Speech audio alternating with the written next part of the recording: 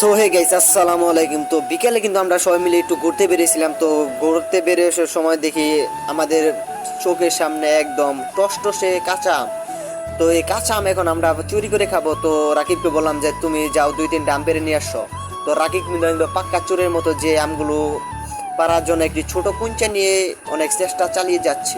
তো আমি আবার এই দিক দিয়ে একটু ঘুরে ঘুরে দেখছি কোনো আম পাকছে কিনা।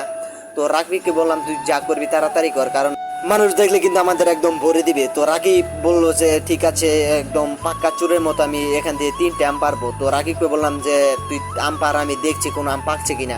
তো রাকিবকে বললাম তো এটা একটি বড় কোটার ব্যবস্থা করে, ছোট কোটার কাম হবে না।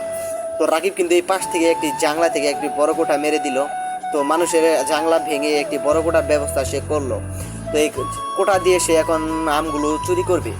তো রাকিবকে বললাম যে এই মাল দুটা পারে, এই মাল দুটা অনেক বড়। তো রাকিব কিন্তু একদম মালের বোড়ার মধ্যে বাজিয়েছে, কিন্তু মালগুলো পড়ছে না। তো এই দিক দিয়ে বারে এই বুকাচোদা আবার দৌড় ঘুরে আসতেছে। তো বললো যে চোর চোর চোর। এই বললাম যে এই শালা তুই চুপ কর, আমরা এখানে আম কয়ে পারতাছি। তো আকিব অনেক চেষ্টা চালিয়ে যাচ্ছে, কিন্তু সে ব্যর্থ হচ্ছে। তো এই মালে আবার আইসা বলে যে ভাই দাঁড়া, আমি এক ঢেলে একদম আমগুলো পেরে দেব। তো এই মালে ঢেল দেওয়ার জন্য লাগছিল, কিন্তু আমি তাকে মানা করে দিছি। এদিকে আবার রাকিব একটি রাশিয়ানের মতো একটি মাল পেরেছে। তো এই মালটা দেখেছেন পুরাই করা। তো রাকিবকে বললাম এইরকম মাল আর 2টা পারতাই চলবে আমাদের। তো রাকিব চেষ্টা চালিয়ে যাচ্ছে, তো দেখি রাকিব কি করে।